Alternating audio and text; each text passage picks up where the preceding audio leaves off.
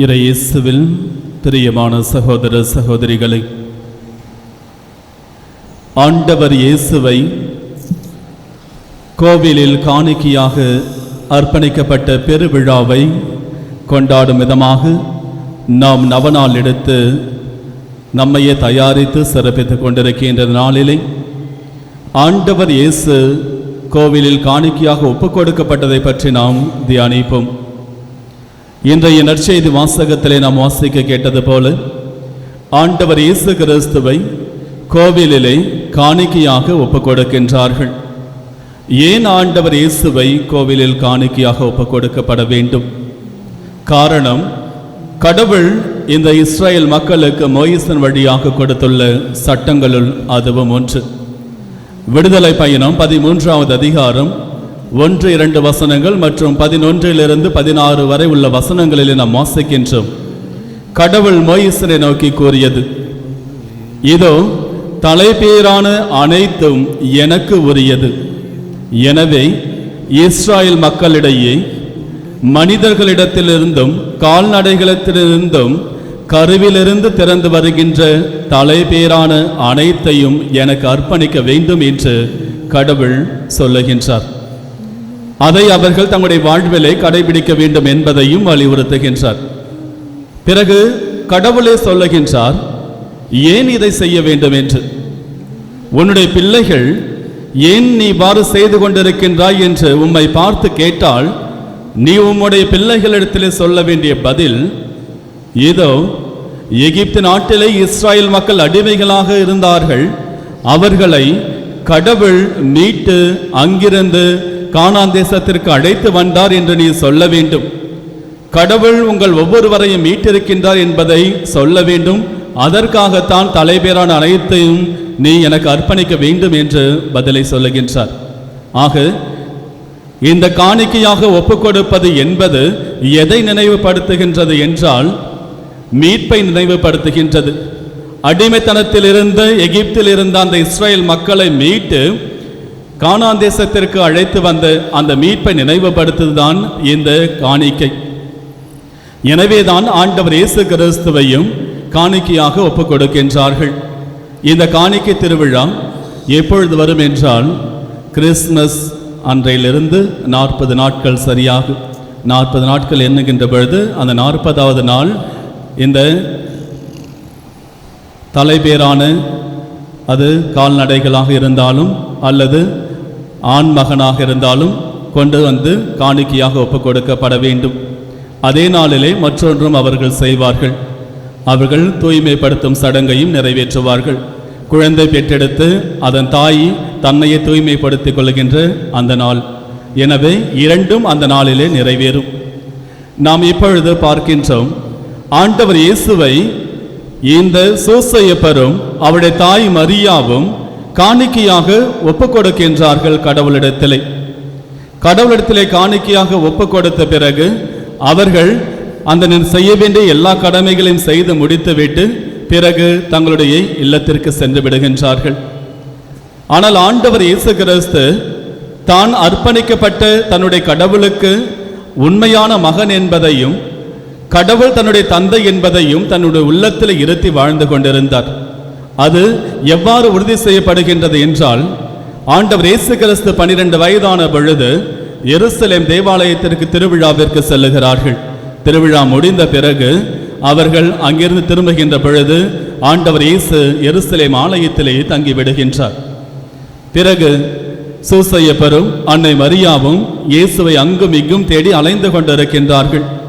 பிறகு எருசலேமிற்கு திரும்பி வருகின்றார்கள். வருகின்ற பொழுது ஆண்டவர் இயேசு கிறிஸ்து அங்கிருக்கின்ற போதகர்களோடு உரையாடி கொண்டிருக்கின்றார்.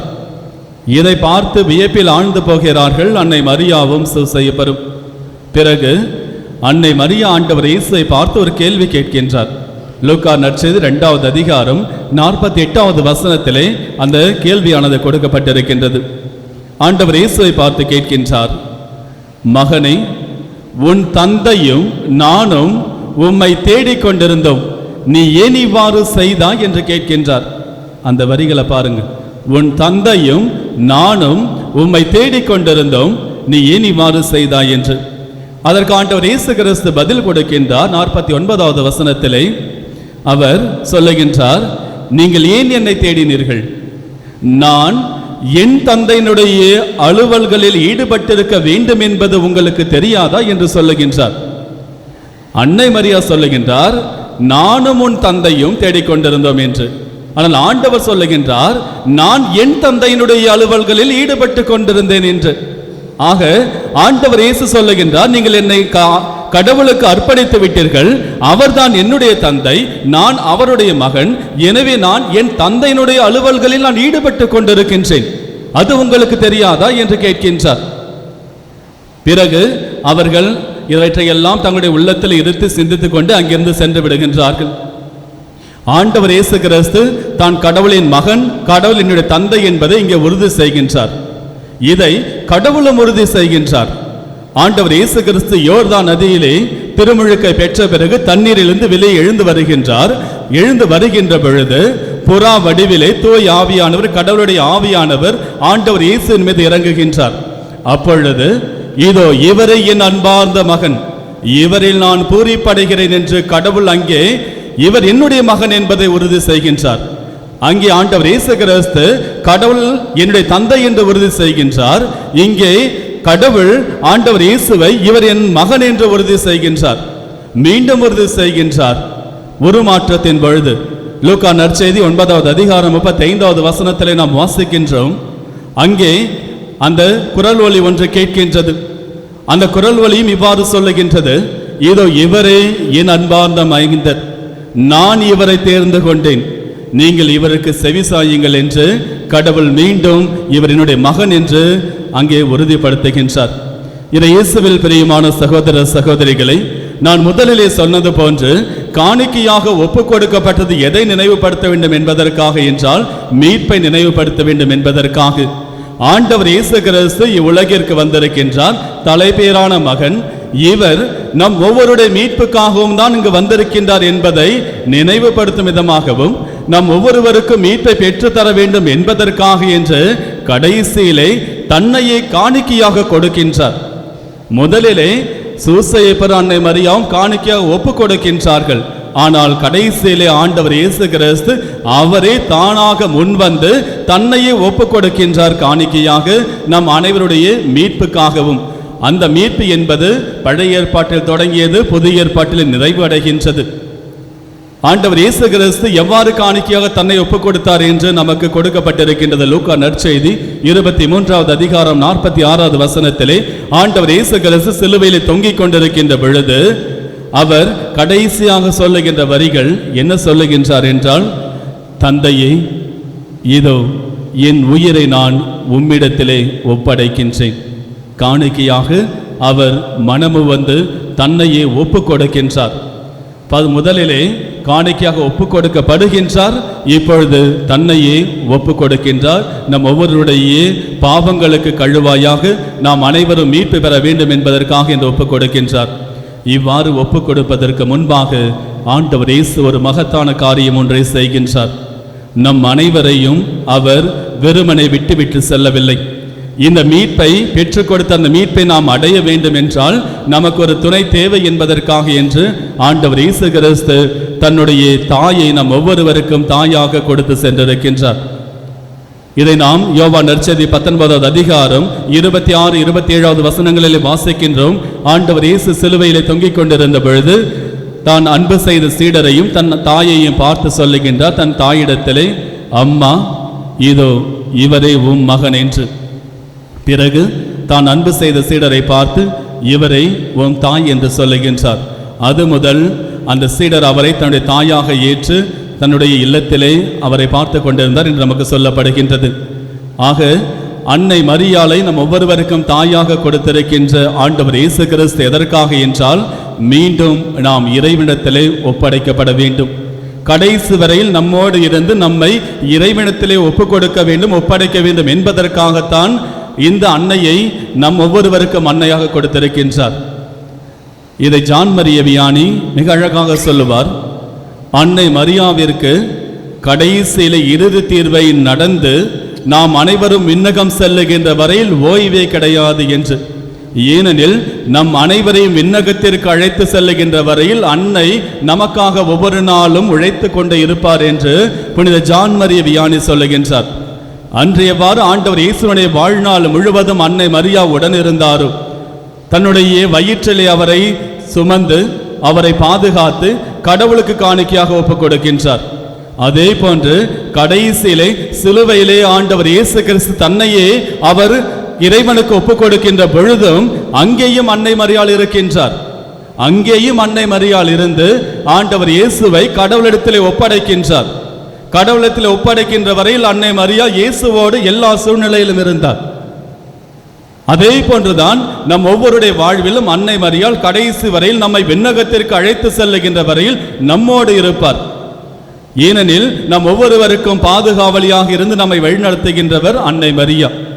திருவெளிப்பாட்டு நூலிலே நமக்கு மிக அழகாக கொடுக்கப்பட்டிருக்கின்றது 12வது அதிகாரத்திலே. அதிலே நாம் வாசிக்கின்றோம், விண்ணிலே ஒரு அடையாளம் ஒன்று உருவாகின்றது.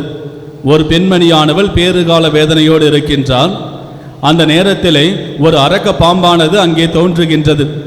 இந்த பெண்மணியானவள் குழந்தை பெற்றெடுத்த உடனேயே அந்த குழந்தையை விழுங்க வேண்டும் என்பதற்காக என்று அந்த அரக்க பாம்பு தோன்றுகின்றது. இந்த பெண்மணியும் குழந்தையை பெற்றெடுக்கின்றார். பெற்றெடுத்த பிறகு அந்த அரக்க பாம்பால் அந்த குழந்தையை விழுங்க முடியவில்லை. அந்த குழந்தையானது விண்ணகத்திற்கு எடுத்து செல்லப்படுகின்றது. விண்ணகத்திற்கு எடுத்து செல்லப்பட்ட பிறகு நாம் வாசிக்கின்றோம், அங்கே இந்த அரக்க பாம்பு விண்ணகத்திற்கு செல்லுகின்றது அந்த குழந்தையை கொலை செய்ய வேண்டும் என்பதற்காக. ஆனால் அங்கே போர் உருவாகின்றது. கடவுளின் சார்பாக மிக்கேல் அதிதூதர் அந்த அரக்க பாம்பை எதிர்த்து போரிடுகின்றார். போரிலே வெற்றி பெறுகின்றார். வெற்றி பெற்ற பிறகு அந்த அரக்க பாம்பை பாதாளத்திற்கு தள்ளுகின்றார். அந்த அரக்க பாம்பு தான் தொடக்கத்தில் இருந்த பாம்பு என்றும் அலகை என்றும் சொல்லுகின்றார்கள். பிறகு அந்த அரக்க பாம்பானது இந்த பெண்மணியை தேடி வருகின்றது. இந்த பெண்மணியை தேடி வந்து இந்த பெண்மணியை கொலை செய்ய வேண்டும் என்பதற்காக வருகின்றது. வந்து ஒரு மிகப்பெரிய ஒரு வெள்ளத்தை உருவாக்கி அந்த பெண்ணை அழிக்க வேண்டும் என்பதற்காக என்று செலுத்துகின்றது. அந்த நேரத்திலே மண்ணானது நிலமானது பெண்மணிக்கு உதவியாக வந்து அந்த தண்ணீர் அனைத்தையும் விழுங்கிவிட்டு இந்த பெண்ணை காப்பாற்றுகின்றது. கடவுள் அந்த பெண்மணியை காப்பாற்றுகின்றார். அந்த பெண்மணியானவர் அன்னை மரியா. அந்த குழந்தை ஆண்டவர் இயேசு கிறிஸ்து என்று நமக்கு கொடுக்கப்படுகின்றது. இங்குதான் நாம் சிந்திக்க வேண்டிய ஒன்று, பிறகு அந்த பாம்பு மிகுந்த சினத்தோடு இந்த பெண்மணியினுடைய எஞ்சிய பிள்ளைகளை அழிக்க வேண்டும் என்பதற்காக என்று சொல்லுகின்றது என்று கொடுக்கப்பட்டிருக்கின்றது. இந்த பெண்மணிக்காக பிறந்தவர் ஒரே ஒரு மகன்தான். அவர் விண்ணகத்திற்கு எடுத்து செல்லப்பட்டு விட்டார். இந்த பாம்பினால் ஒன்றும் செய்ய முடியவில்லை. அப்படி இருக்கின்ற பொழுது எஞ்சிய பிள்ளைகள் யார்? எப்படி அந்த எஞ்சிய பிள்ளைகளை இந்த அரக்க பாம்பு தேடி செல்லும்? 12வது அதிகாரம் 17வது வசனத்திலே நமக்கு கொடுக்கப்பட்டிருக்கின்றது. இந்த எஞ்சிய பிள்ளைகள் யார் என்றால், ஆண்டவர் இயேசு கிறிஸ்துவை ஏற்றுக்கொண்டு ஆண்டவர் இயேசுவுக்கு சாட்சி பகருகின்ற அவருடைய பிள்ளைகள் என்று சொல்லப்படுகின்றது. ஆக ஒவ்வொரு கிறிஸ்தவருமே இந்த எஞ்சிய பிள்ளைகளில் ஒருவராக இருக்கின்றார்கள். இவர்களை அழிக்க இந்த அரக்க பாம்பு வருகின்றது. ஆனால் இந்த எஞ்சிய பிள்ளைகளை காப்பாற்றுவதற்காக என்று கொடுக்கப்பட்ட ஒரு வரம் என்றால் அது அன்னை மரியா தான். எனவே இந்த அன்னை மரியா நம் ஒவ்வொருவரையும் கடைசி வரையில் பாதுகாத்து விண்ணகத்திலே இறைவனத்திலே கொண்டு சேர்க்கின்ற வரையில் ஒருபோதும் ஓய்வு பெற மாட்டார். நம் அன்னைவரையும் விண்ணகத்தில் சேர்த்த பிறகுதான் அன்னை மரியாள் ஓய்வு பெறுவார். எனவே இந்த அன்னையை நாம் நம்முடைய வாழ்விலே ஒவ்வொரு நாளும் அன்பு செய்து வாழ வேண்டும். அன்னை அன்பு செய்வதிலே நாம் ஒருபோதும் தயக்கம் காட்டக்கூடாது. புனித மேக்ஸ்மில்லியன் கோல்வே சொல்லுவார், நீங்கள் அன்னை மரியாவிடத்தில் அன்பு செலுத்துவதை பற்றி நீங்கள் ஒருபோதும் கவலைப்பட வேண்டாம். கடவுளை விட அதிகமாக அன்பு செலுத்தி விடுவோமா என்று நீங்கள் பயப்பட வேண்டாம். ஏனெனில் ஆண்டவர் இயேசு கிறிஸ்துவை தவிர வேறு யாராலும் அவருடைய அன்னையை அதிகமாக அன்பு செய்துவிட முடியாது என்று சொல்லுகின்றார். முற்றிலும் உண்மையான ஒன்று. ஆண்டவர் இயேசு தனது தாயை நேசித்த அளவுக்கு நம்மில் யாரால் ஒருவராலும் கூட இந்த அன்னையை அன்பு செய்துவிட முடியாது. எனவே நாம் அன்னையை அன்பு செய்வதிலே நாம் ஒருபோதும் தயக்கம் காட்டுவது அவசியமற்றது. எனவே அன்னை நாம் அன்பு செய்வோம். இந்த அன்னை கடைசி வரையில் நமக்காக இருந்து நம்மை விண்ணகத்திற்கு அழைத்து செல்வார். ஒவ்வொரு திருமுழுக்கின் பொழுதும் நாம் திருமுழுக்கு பெற்ற பொழுதும் நாம் கடவுளுக்கு பிள்ளையாக கொடுக்கப்பட்டோம். ஆனால் கடவுளுக்கு பிள்ளையாக கொடுக்கப்பட்ட நாம் நம்முடைய பாவ செயல்களால் அந்த இடத்திலிருந்து தவறி விழுந்து விட்டோம். ஆனால் அன்னை மரியா நமக்காக ஒவ்வொரு நாளும் பரிந்து பேசி நமக்காக என்று இறைவனிடத்திலே பேசி எல்லா வரங்களையும் பெற்றுக் கொடுத்து கொண்டிருக்கின்றார். இந்த அன்னை மரியா எவ்வாறு ஆண்டவர் இயேசுவை தனது வயிற்றிலே சுமந்து கடவுளிடத்திலே காணிக்கையாக ஒப்பு கொடுத்தாரோ, கடைசியிலே ஆண்டவர் இயேசு இறக்கின்ற பொழுது அவரோடு இருந்து ஆண்டவர் இயேசுவை கடவுளிடத்திலே ஒப்பு கொடுத்தாரோ, அதே போன்று நம் ஒவ்வொருடைய வாழ்விலும் இந்த அன்னை நமக்காக நம்மோடு இருந்து நம்மையும் விண்ணகம் சென்று சேர்ப்பார். ஆமென்.